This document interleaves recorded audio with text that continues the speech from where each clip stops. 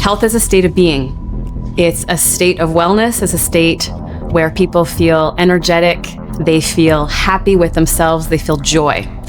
You can't feel those things without having health. You can't feel those things without really understanding what your body requires. So if you want to live a healthier lifestyle, first you have to decide that you want to live a healthier lifestyle. They're offered medication after medication, and yet they're still suffering. But they're given the promise that they're supposed to feel better with these medications, and they don't. Our healthcare system treats disease. It doesn't treat your health. And it makes a lot of money treating our diseases. There is a lot of money that the pharmaceutical industries make on medications, on surgeries, and unfortunately that doesn't always get us well. When you're looking at a food label, the easiest thing you can do without getting complicated with too many fancy words is if you flip that food over and there's more words than you can read in 2 seconds, there are too many additives to that food. The quality of food is important. What you eat, how you eat, when you eat. For example, eating in a rush. It doesn't matter how deliciously healthy that meal is. If you're eating on the go, on your computer, and not focusing on that meal, that food is not going to digest properly. That food is not going to sit in your system and absorb the nutrients that it's supposed to absorb. When you're cooking for your child, especially at a very young age, cooking healthy food such as just broccoli by itself, not hidden in any sauces, not hidden in anything else, literally having a child eat a broccoli, a raw broccoli. I always remember my son, I had done groceries, he reached into my bag. By the time I turned around, he had eaten my entire broccoli, and he was only 3. And I looked at him and I said, "Do you like broccoli?" And he could barely talk, and he, mouthful of broccoli, said, "I love broccoli." And he picked the broccoli over the box of granola bars because we had shown him that broccoli by vegetables, they're delicious, they're fun to eat, and he enjoyed this big tree of broccoli. So what we're gonna be doing now is we're gonna be looking at food and what foods are considered bad and what foods we want to look at as the alternatives. So a healthier option, for example. So we're going to look at our favorite nighttime snacks, potato chips. So we've got some potato chips here that are all dressed. This is what we gravitate towards because it has high flavor. But these potato chips actually have MSG, monosodium glutamate.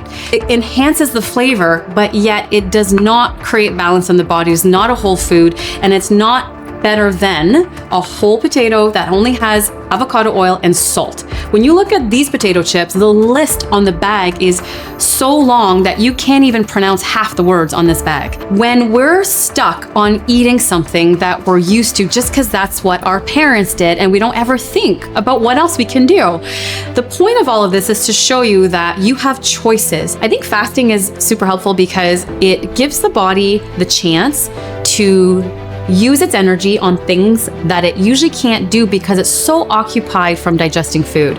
And so you're giving the body a chance to actually use that energy to break down fat. You're using that energy to digest or eliminate pathogens. You're using that energy to replete your system. So I think fasting can be super helpful by just giving your body a break when you're doing it in spurts here and there. The microbiome is a series of microorganisms that determine your immune system, your digestive health, your mood. There's so much going on in your gut.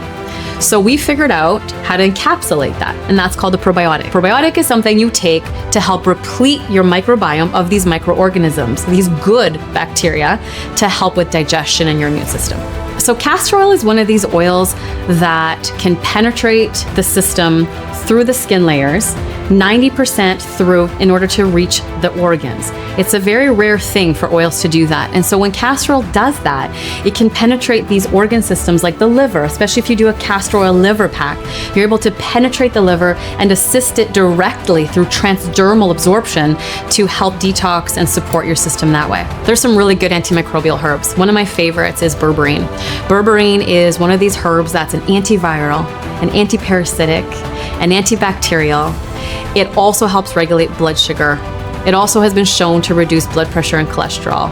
So it's one of these amazing herbs that acts like an antimicrobial. Antimicrobial means eliminates, gets rid of pathogens. And I think in doing so, helps supports all the other systems, your blood sugar regulation, your blood pressure, all of that as well. The root cause of anxiety and depression is not always a chemical imbalance. It's not always a mental health issue. Oftentimes it comes from the gut, from what we're eating, what we're absorbing, how we're metabolizing it. And if we look at the gut, at the liver, and how we detoxify these chemicals that we keep ingesting through our environment, through our air, through our water, then eventually we'll understand that our body is an entire system, and it's not just limited to our mental health. A lot of people like the word detox and a lot of people don't. And the reason for that is because detox is not going to fix everything. Detox just means supporting your liver, gallbladder, your kidneys, things that eliminate toxins out of your body, and supporting those organs so that you have the most efficient elimination. So what can you do to detox? I'm a big fan of coffee enemas to help with draining the liver and the gallbladder and draining them of those impurities.